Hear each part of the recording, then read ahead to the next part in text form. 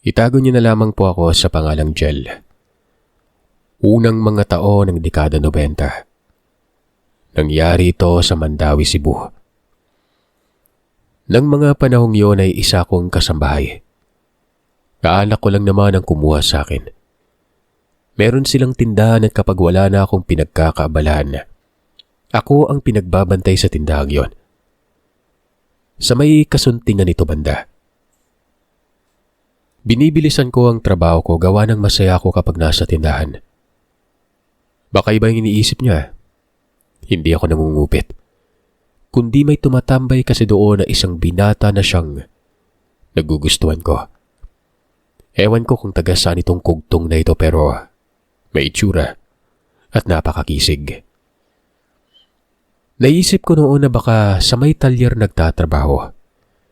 Pero minsan noong sinundan ko hindi naman. Nahiya naman akong kausapin. Tahimik kasi yon. Basta mula tanghali hanggang pasado 2:00 ay naroroon ito sa may harap ng tindahan. Maganda din naman kasing tambayan dito May mga lilim ng talisay. May kamalig na gawa lang sa kawayan. Yun bang binibenta na buong kamalig na? Ikakarga sa malaking sasakyan tapos ayun, may tambayan na kagad. Naninigarilyo siya. Tapos nagbabasa ng dyaryo. Doon kasi nilalagay ang dyaryo na nabibili ng amo ko. Kumbaga, matapos basahin ay nilalagay na sa kamalig noon. Bali ganito. May distansya ng konti ang tindahan mula sa kalsada. Siguro ay nasa 15 di pa yon. Malawak ang bulwagan at may napakalakang puno ng talisay dito. Kaya't ang lilim talaga doon. Sa gilid, eskinita. Papasok naman sa mga kabahayan doon na malay squatter na. Magaan ang pakiramdam ko kapag bumibili ng lalaking ito. Prusko ang boses pero malumanay ang tono. Maginoo. Kinikiliti nga ako Kapag tumititig pa ito ay parang si Robin Padilla. Napakaamo ng mga mata. Hindi ko na matiis. Kaya noong tingin ko ay aalis na ito pasimple akong tumambay sa may kamalig. Lumabas talaga ako ng tindahan nun. Nagwalis sa bulwagan, sabay tanong sa kanyang pangalan. Kaagad naman siyang nagpakilala pero pangalanan natin siyang Dudan. Siyempre, unang hakbang yun. Lumapit na ako at nagpakilala na rin. Tinanong ko kung taga saan ito, na lagi ko na lamang siyang nakikitang tumatambay sa lugar. Ay naman sa kanya, doon lamang daw siya sa may unahan nakatira. Nangungupahan. Naghanap pa siya ng trabaho. Bawal na bang tumambay dito? Sabi niya. Sabi ko naman ay hindi. Matagal ko lang na siyang nakikita tapos hindi ko pa siya kilala. Inalok ko siya ng tubig noon. Wag na. Ang bait mo pala no. Aalis na ako Tumayo at tumalis yon. Hindi man lang ako nakatugon pero nagtataka ako gawa ng patungo ito sa may eskinita. Bakit doon ibang direksyon naman ang tinuro niyang inuupahan. Hindi ko na lang pinagtuunan ng pansin. Hanggang sa pagsapit ng takip sili may nagpaalam ang mga amo ko na aalis sila. Naimbitahan daw sa isang kaarawan. Isasama nilang 2 anak at ako na umano ang bahala sa bahay. Kung gusto ko pa daw magtinda ay ayos lang. Huwag lamang umanong lalampas ng 9:00. Magsara na umano ako ng mga oras na yon. Tanong ko pa, matatagalan pala sila. Tumango si Sir. Matatagalan at posibleng bukas pa umano ang uwi. Sinara ko ang pinto, tapos doon ako sa tindahan pumuslit. Binuksan ko ang telebisyon. Merong TV sa tindahan. Hanggang sa napabaling ang tingin ko sa labas. Paano ba naman kasi? Nakita ko si Dudan. Maliwanag pa at napadaan ito tapos sumaglit pa ng tingin sa eskinita bago pa tumuloy-tuloy ang lakad. Wala lang naman sa akin yan kaso yung kinikilos niya para bang hindi mapakali. Nakasimangot yung mukha niya. Naisip ko tuloy na Hindi kaya kawatan itong taong ito. Sinundan ko siya ng tingin. May kung anong sinusuri siya sa gilid ng kalsada. Tapos sa pader ng malaking pasilidad. Hanggang sa umupo ito at may kinuha. Hindi ko alam kung anong dinampot niya basta ang pagkaunawa ko ay may kinuha tapos nilagay sa bulsa. Namumuo ang pagdududa ko na masamang tao itong si Dudan. Bukas kapag pumuslit na naman sa harap ng tindahan, tatanungin ko ito. Pero noong magsasara na ako ng tindahan nun, nakita ko itong muli at doon na ito sa may gilid ng puno ng talisay. Nakasandal yun, nakatingin sa may looban. Walang ano-ano'y lumabas ako at dahan-dahang lumapit dito. Tinanong ko kung anong ginagawa niya. Kanina nakita ko siya na may kakaibang kinikilos. Dagdag ko pa. Masama siyang tao.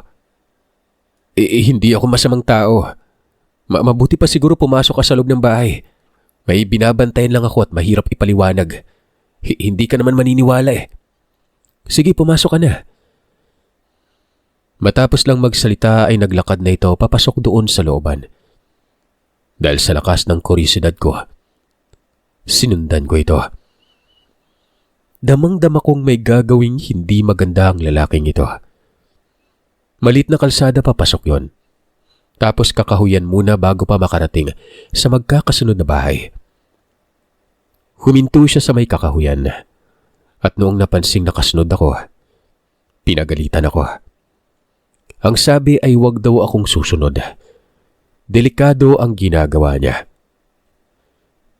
Sabi ko delikado talaga kasi nga kawatan siya eh. Kita naman sa galawan niya. Ganun na magnanakaw ka ko. Ang ingay mo, Jel. Lumapit ka nga dito, dali. Ayan. Gusto mo talagang malaman kung anong ginagawa ko dito ah. Masdan mo yung itaas ng punong yan ah. Yan oh, dito banda. Nakita mo? Ano sa tingin mo yan? Nakaturo siya noon sa malaking puno na hindi ko matukoy kung ano. Pero malinaw na nakikita ko na may nakatungtong na wangis na tao. Nasa ibabaw talaga yon. Nakatayo at hindi man lang nalalaglag. Biro nyo, maliit na sanga lamang ang tinutungtungan nito at hindi nababali. Albularyo ako, Jel. Taga Talamban ako. May kumausap sa tatay ko. May ipapahilot daw pero dahil nga gusto noon na puntahan yung bahay, tumanggi yung tatay kasi malayo tapos matanda na yung tatay ko. Ako yung inutusan at taga dyan yung kinausap. Asawa niyo yung ipapailot dahil nga masama lagi yung katawan eh. Naipadoktor pero wala namang nakita. At nalaman ko yung dahilan. Yan yung dahilan. Yang aswang na yan. Tinanong ko siya kung anong gagawin niya. Kung aakyatin niya. Anong aakyatin? Umuwi ka na lang. Huwag kang umawak sa kamay ko. Kanina parang ang sama ng tingin mo sa akin eh. Sige na. Umuwi ka na. Mga nasa 20 dipa at ang layo ng pulong yon. Madilim sa ibabang parte.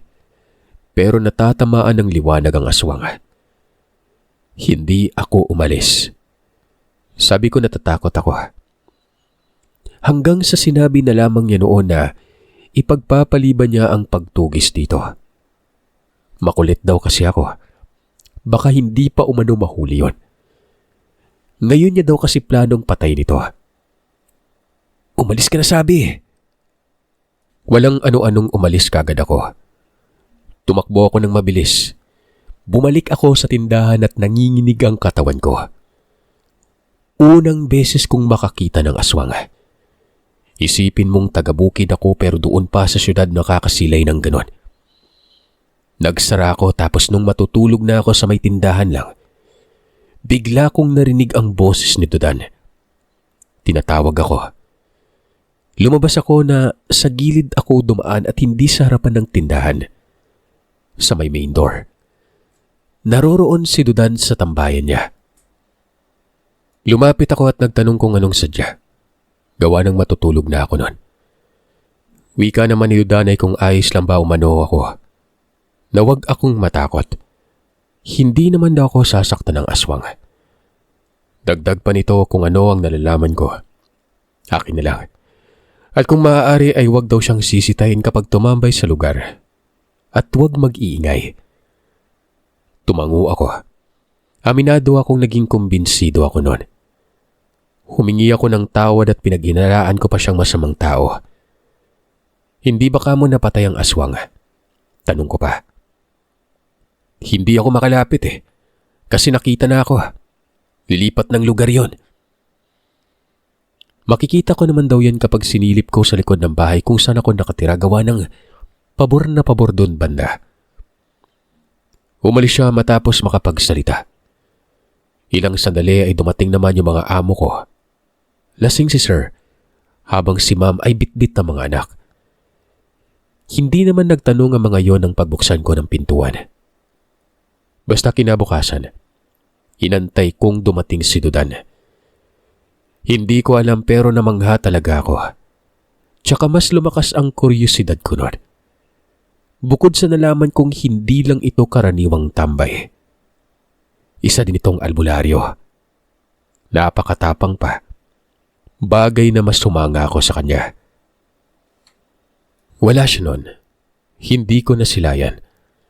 Sumapit na lamang ang hapon ay hindi ko pa rin nakikita. Pumanhik ako sa itaas. 2 palapag ang bahay. Ang mga silid nito, bakante ang isa. At nakahubad iyon sa likod. Sumilip ako at kitang-kita ko yung kakahuyan. Ultimong yung pinagdapuan ng nilalang ay kitang-kita ko. Malalaki ang dahon ng puno na para bang kamanse o kulo. Tapos ito lang ang namumukod tanging pinakamataas. Sabi ko kay Ma'am Riza, hindi totoong pangalan na doon ako matutulog sa itaas kapag nasa tindahan kasi ako. Natatakot ako noon gawa ng may tumatawag na lasing. Yun yung dinahilan ko. Wala namang problema. Katunayan ng isang silid sa itaas ang inalok sa akin. Pero tumanggi ako kasi hindi ako sanay sa itaas Taga-bukid ako. Hindi ko alam pero trip ko talaga sa tindahan. Yun nga lang sa mga sandaling yon, sa itaas ang napili ko. Inilipat ko na yung mga gamit ko at habang nangyayari ito ay pasipat-sipat ako sa labas. Nung magtatakip silim na at natapos ko ng ginagawa ko, nag-focus na lamang talaga ako.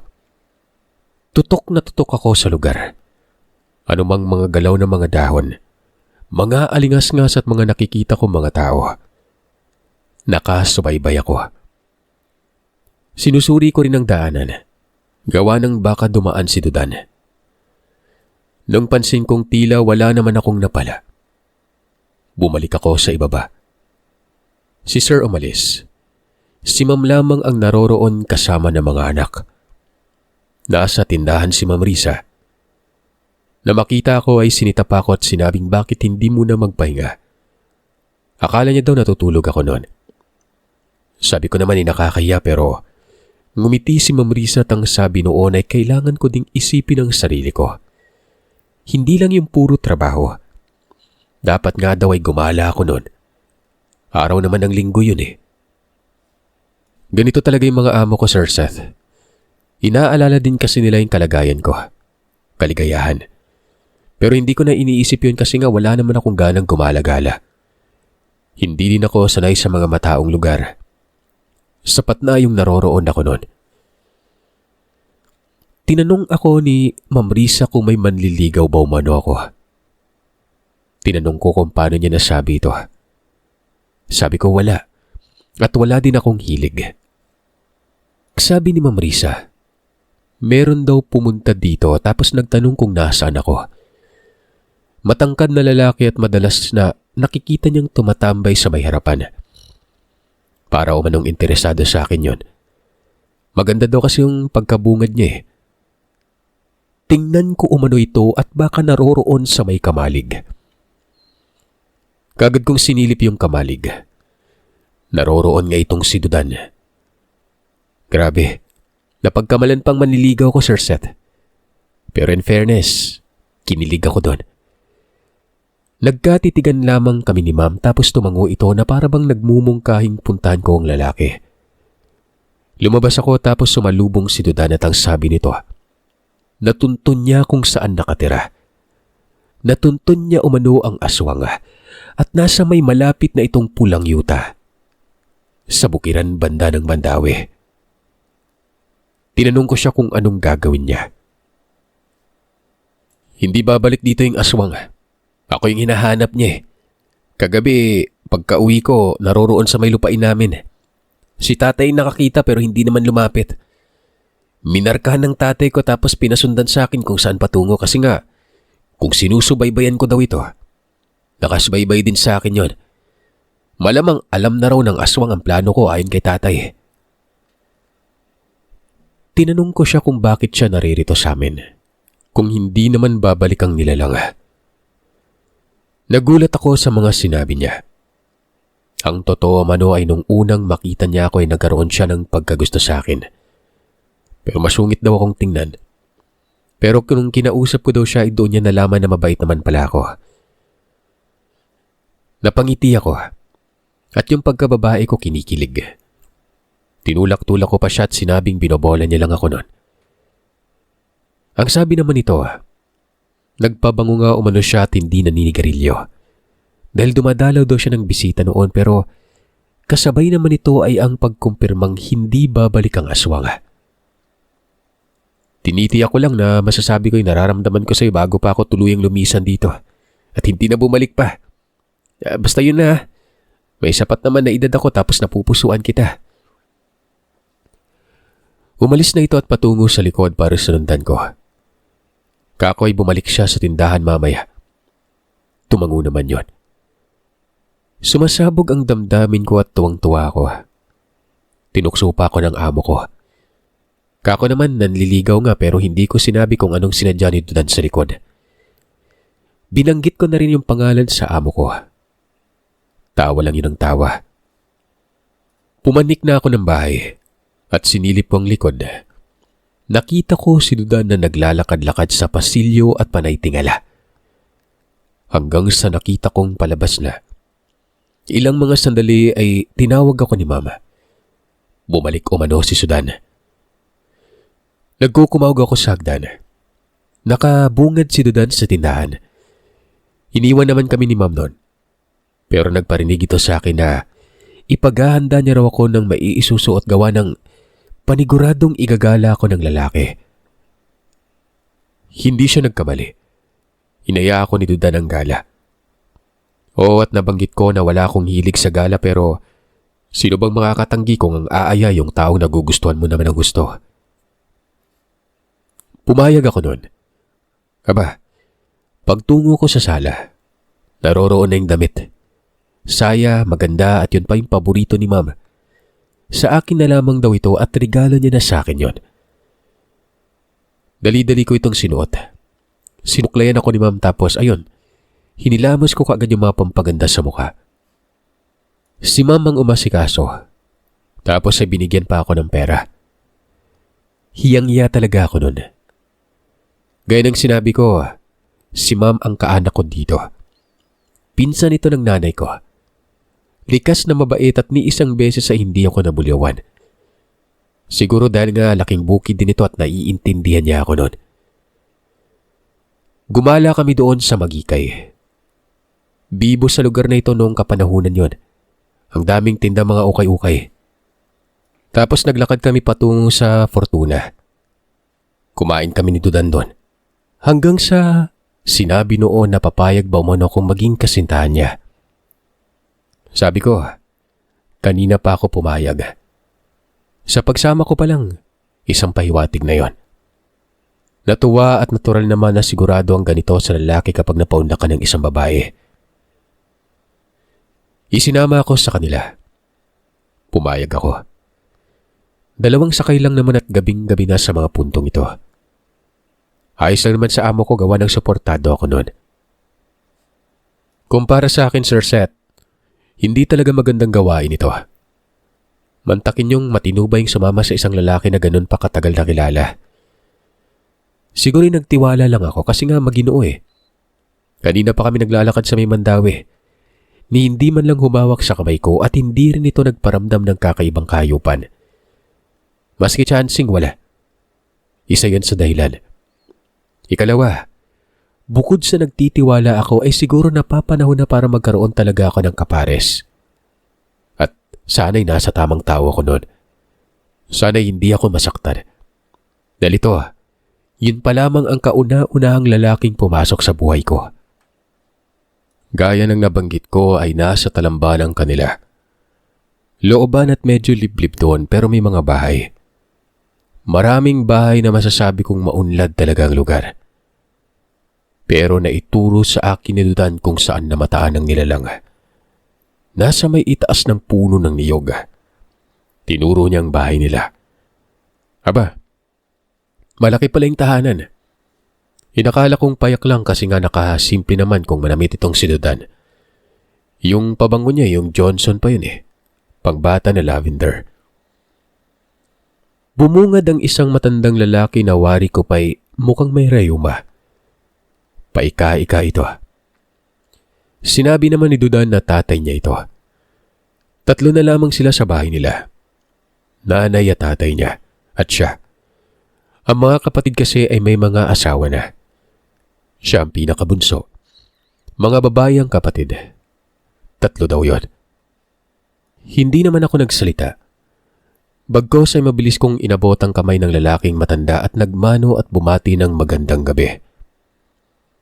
Pero imbis na matuwa ay tila ba nag-aalala pa ito. Kinausap nito si Dudan. Pinalayo ako na para bang sobrang sela ng pinag-uusapan nila. Hanggang sa may lumabas na matandang babae at nagwika ito ng, "Hala, Diyos ko! Bata ka! Nagdala ka ng babae dong! Hindi mo ba alam ang nangyayari?" Pagkaingay mo naman, Edna. Sinisikreto ko nga lang sa anak mo tapos ang laki ng bibig mo. Pumasok ka sa loob. Pasensya na, Day ah. May problema talaga sa ngayon. Masaya ako makita ka at sa wakas ay may nagigiliwan na pala itong anak ko pero wala sa tiyempo. Sabi ng tatay ni Dan. Hinila naman ako papasok sa loob ng bahay ng kanyang nanay. Kitang-kita ko yung pagiging aligaga nito. Panay ang sulyap sa bintana. 2 palapag ang bahay, malapad, malaki. Parang katulad lamang ng bahay ng amo ko. Pero moderno nga lang ang pagkakagawa ng bahay ng amo ko. Yun kasing tahanan nila doon luma eh. Ancestral house. Tinanong ko kung anong nangyari. Tapos nagpakilala ako noon. Aswang, Day. May ungo. Nandyan sa labas. Kanina pa umaaligid. Nanay Edna at Tatay Berno ang ibibigay kong pangalan sa mga magulang ng lalaki. Matapos magsalita ng ilaw ng tahanan ay mabilis akong nahawaan sa mga reaksyon nila. Natakot. Nakita ko si Dudan na naglakad patungo sa may likod ng bahay. Itong si Tatay Berno ay pumasok at sinarang pinto nun. Sinabing dapat daw ay mag-ingat. Hindi niya inaasahan na magdadala ng babae ang kanilang anak. Kumain ka na ba, Iha? Day, Edna, dalhin mo nga doon sa may kusina, pakainin mo. Sinabi kong tapos na kaming kumain. At hindi na rin bago sa akin ang aswang. Nasabi na sa akin iyon ni Dudan. Pero gaya ng tatay ng lalaki ay hindi ko rin inaasahan na naroroon ang aswang sa paligid. Basta, nasa tabi ko ang nanay niya. Nakaupo kami noon sa sala. May kinuha naman itong si Tatay Berno sa ilalim ng hagdan. Mahabang itak yon. Paika-ika itong nagtungo sa kusina at lumabas. Nagsisisigaw si Nanay Edna. Huwag na lamang umanong lumabas at ipaubaya na sa anak ang aswang. Nakaya naman daw ito ni Dudan, pero hindi nakinig ang matandang lalaki. Hanggang sa nagkasigawan sa likod ng bahay. Boses ni Dudan at boses ng tatay nito. Walang ano-ano'y sinilip namin sa may bintana sa likod. At doon ay kitang-kita ko, Sir Seth. Kita ko ang postura ng nilalang. Nakakatakot. Malaki, matangkad, mabalahibo. Yung mukha ay nakasimangot na para bang galit na aso. Nanlilisik ang nag-uumapaw na mga mata niya. Si Nanay Edna ay umiiyak. Ngayon pa lamang daw siya nakakita ng ganong aswang. Kadalasan ay tao lamang na nanlilimahid sa langis tapos ubod ng baho nun. Pero ito, parang impakto. Nagubad ng damit si Dudan tapos sinabing iabot daw sa kanyang itak. Inabot naman ito ng kanyang ama. Pagkatapos nito ay pinapasok ng bahay ang matanda. Ako na ba talaga yung puntirya mo? Kung sa bagay kahit ako, ikaw din yung pinakapuntirya ko eh.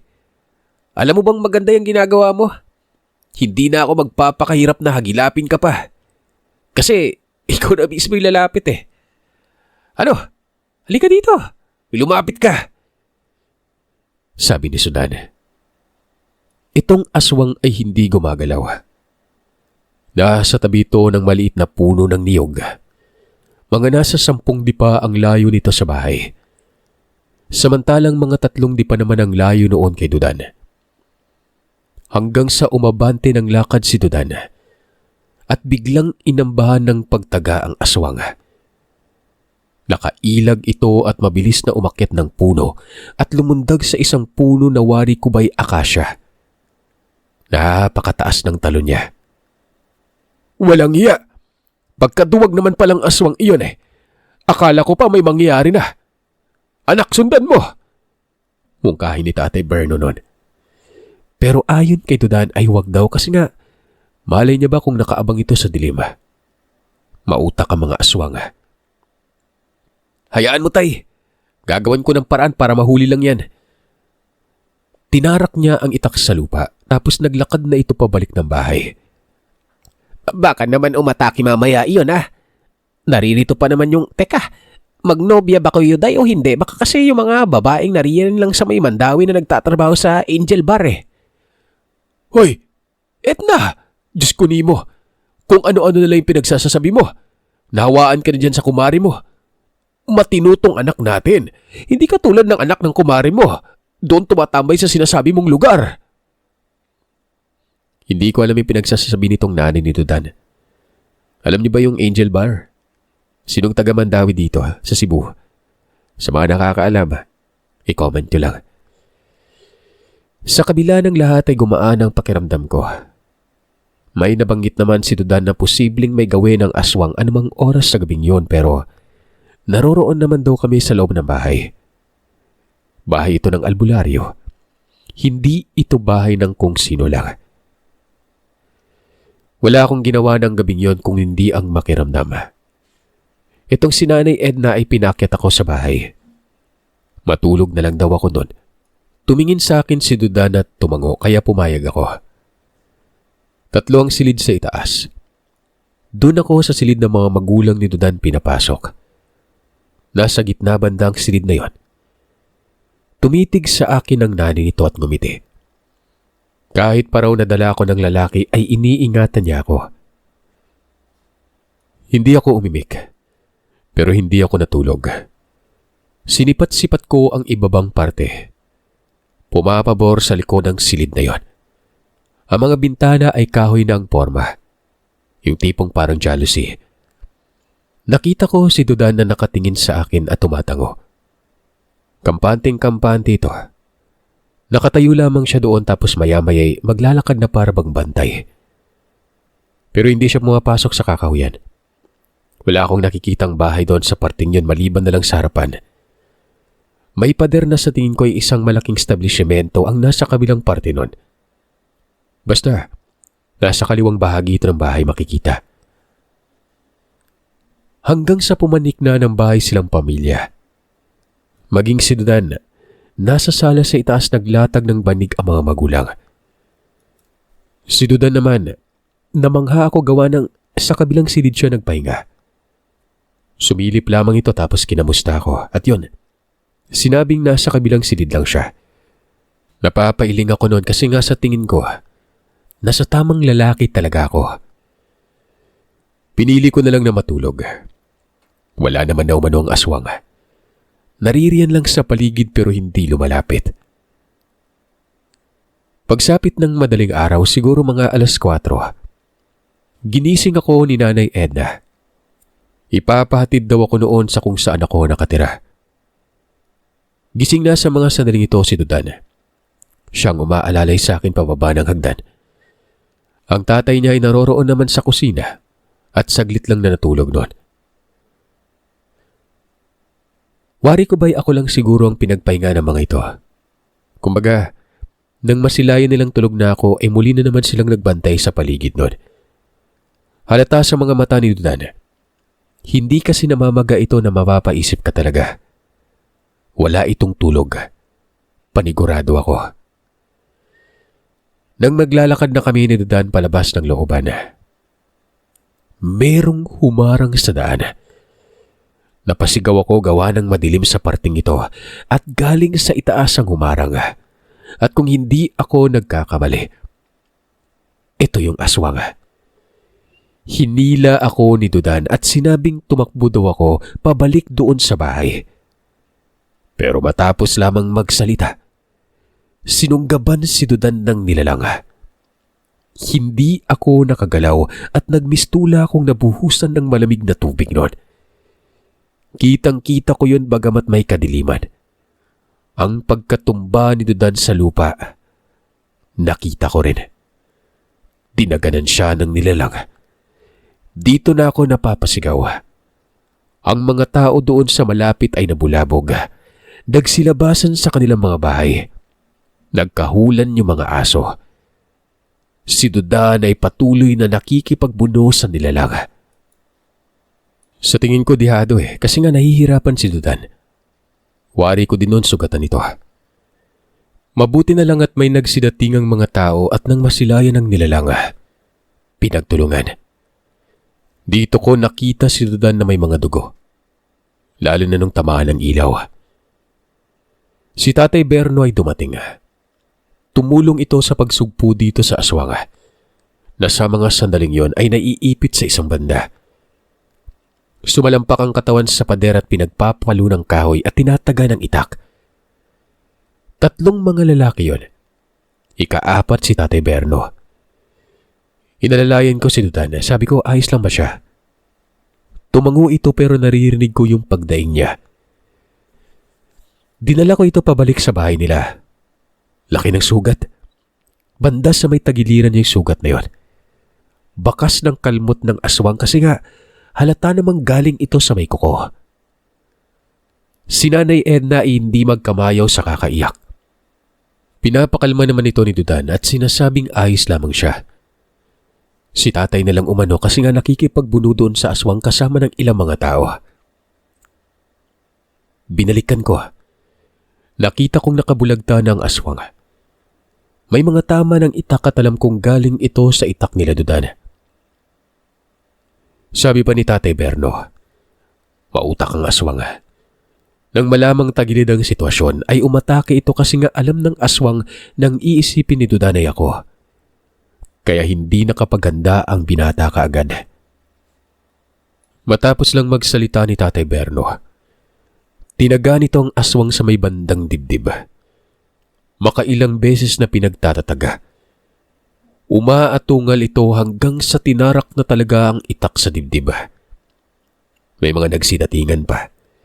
May mga kababaihan na sa tingin ko ay mga asawa ng mga tumulong. Patay ang aswang. Pagkasilang ng araw ay nag-anyo na itong tao. Kinausap naman ni Tatay Berno ang mga kapitbahay na nakasaksi na wag nang ipakalat na aswang at palabasing kawatan na lamang ang labinon. Nagkasundo ang lahat. 3 pamilya ito tapos mga kaalak lamang din nila Dudan. Itong labi kinabukasan, kinuha ng kapulisan. Wala namang nangyaring pagdakip sa kung sinong nakapatay gawa ng lumabas talagang kawatan at pinagtulungan kasi nga may dalang patalima. Ginamot muna si Dudan bago pa dinala sa ospital. Ako noon ay sumaglit lamang sa bahay ng amo ko tapos ipinaalam kong nasa ospital si Dudan at nasugatan. Pinayagan naman akong bantayan ng lalaki. Makalipas ang 1 linggo, umuwi na si Dudan. Nagtuloy-tuloy ang relasyon namin hanggang sa naikasal talaga kami noon. Sino ba mag-aakala na itong lalaking namamataan ko na laging tumatambay sa harap ng tindahan? Isang albularyo na may tinutugis na aswang. At siya pang nakatuluyan ko.